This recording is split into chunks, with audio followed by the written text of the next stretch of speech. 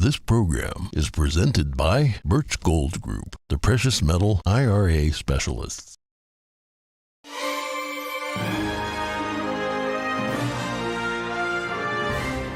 Good morning. In today's headlines, the U.S. Supreme Court pauses the expiration of Title 42. The border policy was set to end on Wednesday, and migrants are already lining up on the Mexican side of the border. The final hearing of the January 6 panel. Find out how former President Trump reacts as the committee formally asks the Justice Department to prosecute him. FTX founder Sam Bankman-Fried reportedly agrees to be extradited to the United States. Prosecutors are accusing him of one of the biggest financial frauds in U.S. history. Disgraced movie mogul Harvey Weinstein guilty again, this time in a trial in Los Angeles. A legal expert says he can expect to spend the rest of his life behind bars. And something lighter, a woman and her family forced to relocate for employment seized the chance to make her lifelong dream of owning a horse come true.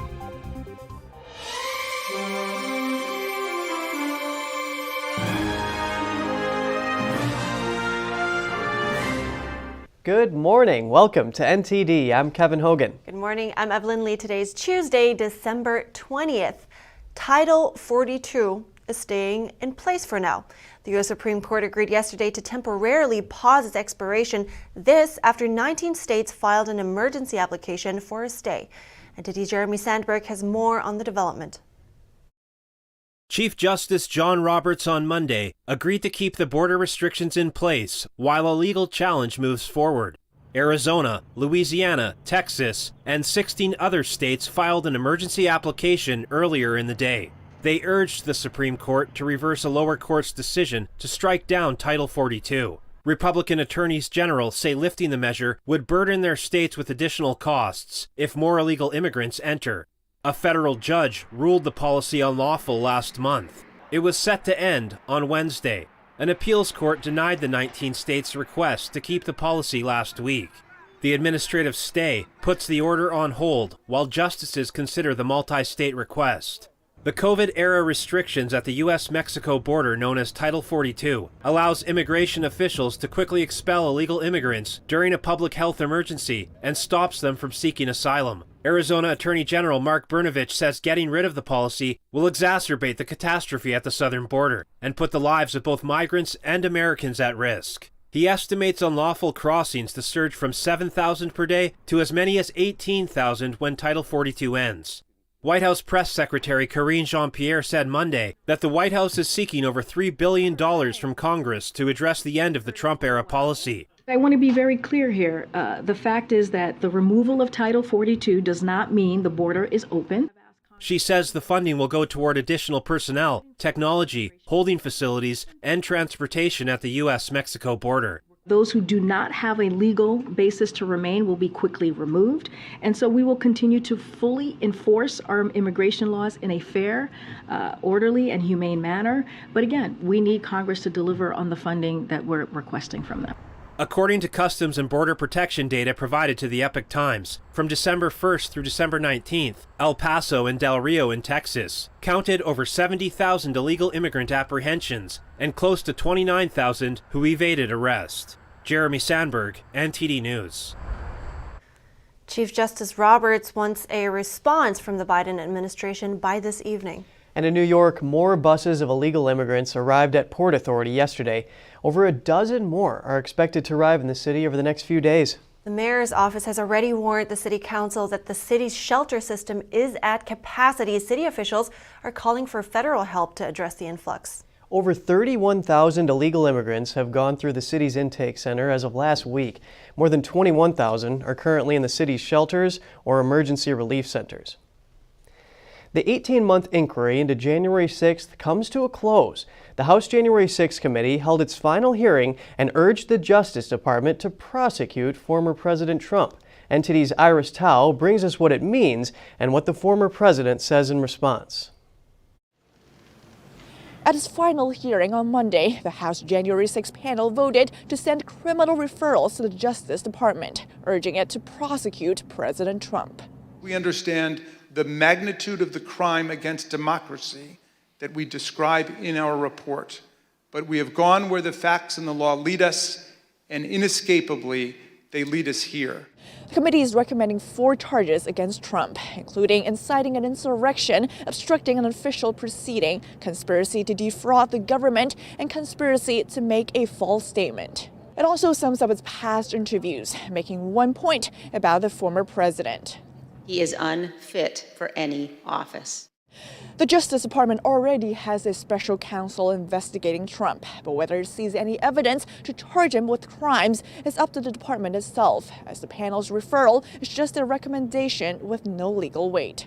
But the Justice Department declined to comment on today's recommendations, and the White House, without saying if it supports any referrals, said this today about President Biden. Is he's going to consistently speak out about this, about what happened on that day, and will continue to speak out about defending our democracy against ongoing threats. Meanwhile, President Trump firing back at the committee's work, calling it a kangaroo court in recent postings, and on Sunday likened the investigation to what he called Russian hoax, which turned out to be the con of the century. After holding its 10th hearing today, the committee is finally wrapping up its work after 18 months. It'll release a final report on Wednesday, and the committee will be disbanded after Republicans take over the House in just 2 weeks. Reporting from the White House, Iris Tao, NTD News. In response to the January 6 committee referrals, Trump said Americans know that he pushed for 20,000 troops to prevent violence and that he went on TV and told everyone to go home. He says Democrats are trying to keep him from running for president because, in his words, they know I'll win. He called the hearings a partisan attempt to sideline him and the Republican Party. U.S. lawmakers continue to crack down on Chinese companies over national security concerns. A proposal to ban TikTok from federal government devices was added to a key spending bill early today. The bill is expected to be voted on this week. It will give the White House 60 days to develop standards and guidelines for executive agencies requiring the removal of the Chinese app from federal devices. The proposal won the backing of House Speaker Nancy Pelosi and House GOP leader Kevin McCarthy last week. It may be one of the biggest cases of fraud in U.S. history. Sam Bankman-Fried has reportedly agreed to be extradited to the U.S. to face charges related to the collapse of FTX. He was seen being escorted under heavy security to a courthouse in the Bahamas on Monday. Here's the story. The fight for FTX founder Sam Bankman-Fried to resist extradition to the U.S. has reportedly come to an end. Bankman-Fried has been accused of orchestrating one of the biggest financial frauds in U.S. history, as U.S. prosecutors describe it. They say he embezzled billions from his customers to invest in his hedge fund Alameda Research. Sam Bankman-Fried, or SBF, was once one of the biggest names in crypto and was at one point worth $26 billion. He also became a substantial donor in politics, media, and other causes. But after reports Bankman-Fried secretly moved $10 billion of customer funds to prop up his own investments, traders rushed to withdraw funds from FTX last month. In interviews since, Bankman-Fried acknowledged there were oversight failings at FTX, but did not personally think that he has any criminal liability. His decision to consent to extradition following his arrest in the Bahamas last week would pave the way for him to appear in U.S. court to face wire fraud, money laundering, and campaign finance charges. Uber drivers rallied in front of the company's offices in downtown Manhattan on Monday. The workers were protesting Uber's decision to sue New York City over its plan to raise metered fares for cabs and rideshare drives. And today's Daniel Monahan has that story. At some point, Uber is going to have to be held accountable. Last month, the city's Taxi and Limousine Commission agreed to the first metered fare increase in 10 years. That move raised driver pay by around 7% per minute and about 24% per mile. And I got 2 kids, right? This is the only job I'm doing here in New York to live. I'm not saying I live, I survive. Drivers listed increasing prices of their everyday items such as gas and vehicle maintenance behind their decision to go on strike. We are here to fight back. We are here to win our race, and we will win our race. But Uber sued the city last week, saying the hikes would hurt the entire industry and the riders. So drivers are calling on riders to boycott the Uber app. And that's why we urge every New Yorker watching, listening to us today, to not take Uber today, to not cross the picket line as long as our drivers are on strike. Uber says rates should be calculated in a way that is transparent, consistent, and predictable. The company maintains that taxi and limousine commission rules provide for an annual review tied to the rate of inflation. According to the company, driver pay has gone up over 38% since 2019. Daniel Monahan, NTD News. Former movie producer Harvey Weinstein was found guilty of rape in a trial in Los Angeles yesterday. This is the second conviction for the one-time Hollywood power broker who became the face of the Me Too movement 5 years ago. Attorney Gloria Allred spoke at a press conference. Today, justice was won in the case of People versus Harvey Weinstein. In this criminal case, I represented Jane Doe 2. Number 2 is Lauren Young, who gives permission to use her name, and Natasha M., who was an 1101B witness, which is sometimes called a Me Too witness. I think this means that Harvey Weinstein has a life sentence in prison.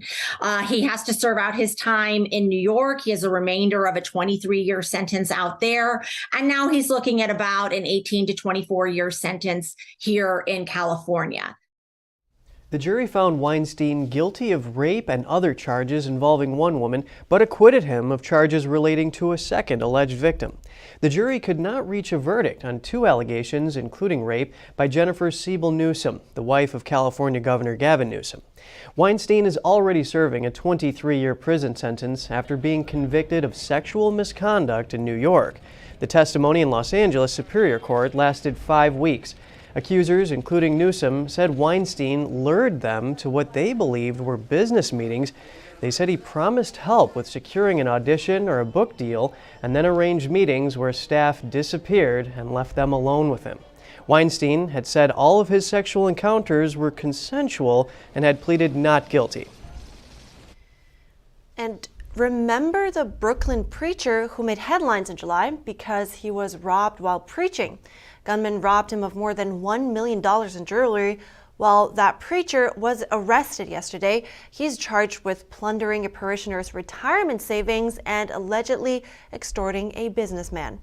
Lamore Miller Whitehead is known for his close friendship with New York City's mayor and for a previous stint behind bars. He pleaded not guilty to charges of wire fraud, extortion, and making false statements. That is for allegedly lying to FBI agents by denying he had a second cell phone. Mayor Adams says he will withhold further comment until the process reaches its conclusion. The wire fraud and extortion charges each carry a maximum punishment of up to 20 years in prison. And in other news, a magnitude 6.4 earthquake shook parts of Northern California early Tuesday. Thousands were left without power afterward. No injuries were immediately reported following the event. The earthquake occurred in the early morning near Ferndale, a small community about 210 miles northwest of San Francisco.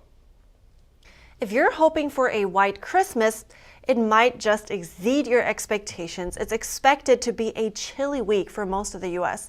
An Arctic blast is expected to deliver the coldest Christmas in nearly 40 years to the Midwest. Weather forecasters say more than 80% of the nation will experience temperatures below freezing, and that includes places as far south as Austin, Texas, and Orlando, Florida. Starting today, a winter storm will bring heavy snow and strong winds across the Rockies. It's predicted to grow stronger as it approaches the Midwest Thursday and lasts through Christmas weekend. The National Weather Service is warning of a possible blizzard in Chicago. The weather is likely to affect holiday travel, so the Weather Service is urging people to have alternate travel plans in place. And coming up, a shooting in Canada leaves 6 dead, including the suspect. We have more about the incident a local mayor calls horrifying. With Russia turning off the gas, high prices have driven record high inflation in Europe this year. After the break, the EU's latest push to address the energy crisis.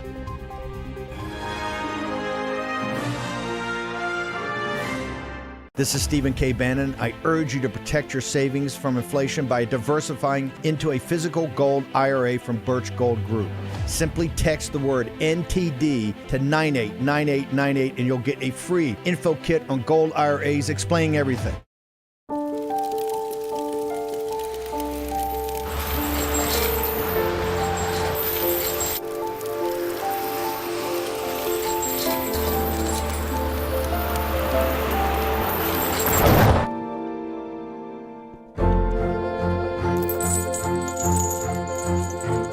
Did you know dragging chains can spark a wildfire? Only you can prevent wildfires.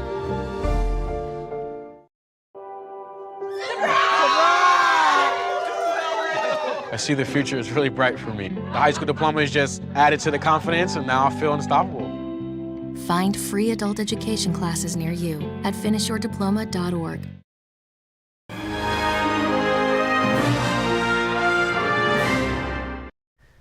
Welcome back. A shooting in the Canadian city of Vaughan left 6 people dead and 1 person wounded on Sunday. A 73-year-old suspect was among those killed. The city's mayor describes the incident as horrifying and shocking. Vaughan Police Chief Jim McSween said at a news conference on Monday that the shooter has been identified as Francesco Villi, a resident of the building. We can say all victims reside in the condo building. 3 victims were members of the condominium board. But the motive for the shooting remains part of this very complicated and very fluid investigation, which is still ongoing at this time. Police say they responded to a call about an active male shooter who had shot several victims at the condominium at about 7:20 p.m. Police found and fired at the suspect in a hallway, and he was pronounced dead about 40 minutes later, according to Special Investigations Unit spokesperson Christy Dennett.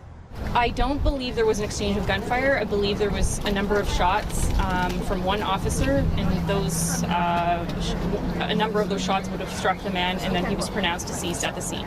Authorities recovered dead bodies from several floors, along with a semi-automatic handgun that is suspected of having been used in the shooting, Dennett said. Prime Minister Justin Trudeau tweeted on Monday, "To the families and friends of the victims of yesterday's shooting in Vaughan, I'm keeping you in my thoughts." Canada's gun homicide rate is a fraction of what is seen in the United States, according to 2020 data, but it is still higher than other wealthy countries and has been rising between 2009 and 2020. Vaughan is about 15 miles north of Toronto in the province of Ontario. British Prime Minister Rishi Sunak served a Christmas dinner to the NATO troops in Estonia. Sunak met and talked with the troops after meeting with leaders at the Joint Expeditionary Force Summit in Latvia. The summit brought together British, Nordic, Baltic, and Dutch leaders. It's led by Britain and is designed to respond rapidly to crises in Northern Europe. Ukraine's President Volodymyr Zelensky asked leaders at the summit to supply weapons to help end Europe's deadliest conflict since World War II. Now, an update on the European energy crisis. The European Union has decided it will set a cap on its gas prices. That's its latest attempt to control high prices after Russia cut off most gas deliveries to Europe. So, while it is important that we have today agreed to limit excessive gas prices, it is equally important that we can now move forward with making joint purchases of gas a reality. We can move forward and accelerate permitting. The EU's Energy Commissioner Kadri Simpson says the cap is just the first step to contain gas prices. It took weeks of talks to decide on the emergency measures, but opinions on the decision are divided. The cap will be triggered under 2 conditions. One, if prices exceed about $190 per megawatt hour for 3 days, and 2, if gas prices are around $37 higher than a global reference price for the same 3 days. Police officers in Peru conducted a drug raid wearing Santa-related disguises. The Christmas-themed agents broke down a door with a sledgehammer before apprehending suspects. Agents dressed as Santa Claus, Mrs. Claus, and elves arrested members of a family allegedly engaged in drug trafficking. 4 members of the gang known as the Chicago Grinches were arrested. According to local media reports, various types of drugs were found in the raid, including marijuana and cocaine. Peru is the second largest producer of coca leaf and cocaine after Colombia. Next, pink, purple, black, and white are the top Christmas decoration colors in Beverly Hills. It's a brighter Christmas this year following 2 years of pandemic. And a boy, a friendly horse, and the lifelong dream of a young mom. All of that in a story coming up after the break.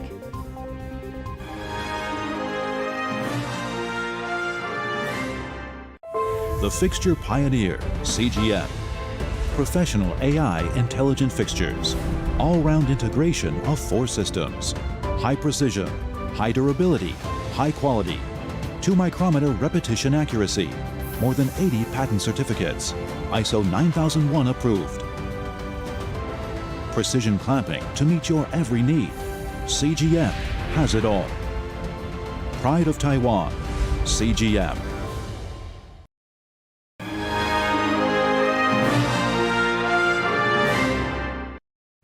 Good to have you back with us. Pink, purple, black, and white are trending as top Christmas decoration colors in Beverly Hills.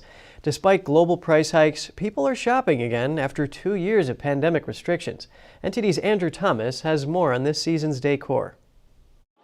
It's a brighter Christmas this year. This year, we saw a definite increase in foot traffic over 2021. People are here for sure, and they're shopping and they're celebrating. I think consumer sentiment is such that, after COVID, people are looking to enjoy their life and to celebrate with their loved ones. At home goods store Aldic Home, it takes 5 months to prepare for the Christmas season.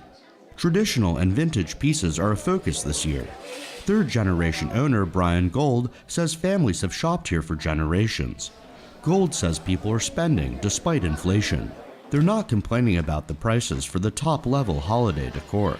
Things like Christmas trees have gone up certainly than years before, but we carry the highest quality trees, and so people understand that those are going to carry a premium price tag. So we haven't seen much pullback on that. Decorations are also coming in pink and purple, gold and white, black and red, and also a trendy black and white. Styles range from vintage pieces to more natural, rustic-inspired looks. Snow trees have been very popular this year. It's a great way to accent a color by adding any sort of color to it. It really pops. And it's just kind of a fantasy Christmas look that people have really gravitated towards. Customers are enjoying the new styles, but some say, all in all, Christmas decor can be anything you want, as long as people get to celebrate with their loved ones. Andrew Thomas, NTD News. And big life changes are always filled with unknowns, but if one looks for the opportunities that lie concealed within, hidden treasures can be discovered. Colton's mom, Melina, had wanted a horse for over 20 years, what she called that lifetime horse, but was losing hope that her dream would come to fruition. But when her husband landed a new job in West Virginia and they moved there from Pennsylvania, she finally saw her chance. Having no friends or family nearby, she put her nursing career on hold and decided to stay at home with her son. With Maple, just the second horse she looked at, it was magic right from the start. Instantly, we just had a connection. A rainbow actually appeared in the sky once I got on her and started riding. Although Colton was just 1.5 when he met Maple, the bond they developed didn't take long to form. As soon as they saw each other, it was just in awe. And from that first ride, which was actually Colton's first word, it was evident that Maple had a motherly instinct herself. She was constantly looking back, making sure that Colton was safe and sound. While learning to ride Maple as his new focus, Colton really enjoys just spending time with his 4-legged friend. He loves going out and calling her up from the pasture, and she can be clear at the other end, and as soon as, he goes, May May, come, she will come running, sometimes do a little dance, and meet him up at the fence every single time. But farm life isn't all fun. It's also hard work. But Melina says that the hard work is a great teacher. It really teaches our children, I think, responsibility and kind of like a job, it prepares them for the rest of their life. With a horse, that means feeding and watering, as well as brushing and cleaning out their stall. So I think it's a great teaching opportunity that not every child gets to experience. But Melina says Colton loves doing all that stuff with her. And caring for Maple is also an opportunity for mom and son to experience something together while learning hard work's lessons. Another life lesson that Maple has taught Colton is trust. I think they're helping each other build that trust and build some strengths in trying new things and experiencing new things and conquering some little fears that he has. Melina's heart now melts when she witnesses her son reveling in something she herself had wanted her whole life, a horse of her own. Wow, it's such a charming story. You know, animals can really bring the family together. Have you ever ridden a horse? I have, yeah. Really? Once or twice. Okay, yeah, I think I did European style once. Oh, really? Yeah, same here. Never Western, though. Mm-hmm. It's fun. It's fun. All right. We're ending the show here. If you have anything to share with us, write us at goodmorning@ntd.com. So shoot us an email if you'd like. Thanks for watching. I'm Evelyn Lee. And I'm Kevin Hogan.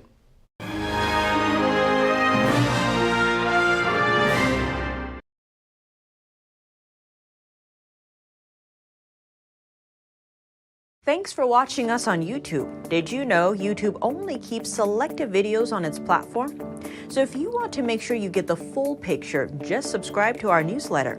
Go to newsletter.ntd.com and sign up. It's free.